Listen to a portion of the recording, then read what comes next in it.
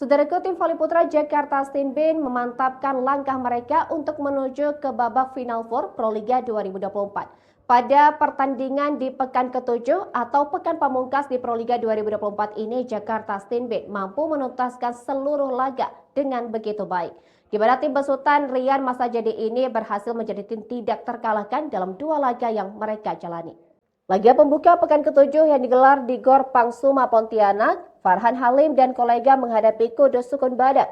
Pertandingan ini menjadi pertandingan penting bagi Stinbin untuk memastikan langkah mereka ke Final Four Proliga 2024. Dalam pertandingan tersebut, penampilan sempurna ditunjukkan oleh Rifa Nurmulki dengan menorehkan kemenangan telak 3-0.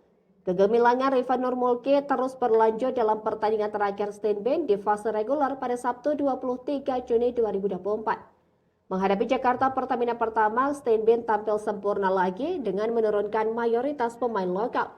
Kemenangan strike set 3-0 digenggam Stinbin untuk membayangi Jakarta Lavani Alubang Elektrik di ranking kedua. Sebagai salah satu andalan, Rifa Nurmulki tampil menggila dan menjadi top skor dalam pertandingan melawan Pertamina Pertamax. Rifan menjadi pemain tersubur dengan memberikan kontribusi sebanyak 16 poin untuk Jakarta Stinbin. Perolehan Rifan masih lebih baik dibandingkan dengan pemain Pertamina Pertamax Jordan Michel Emmanuel Dwi Susanto yang terpaut 2 angka. Garangnya penampilan Rifan dan kolega memantik rasa percaya diri Rian Masajadi sebagai juru taktik Stinbin menjelang Final Four Proliga 2024.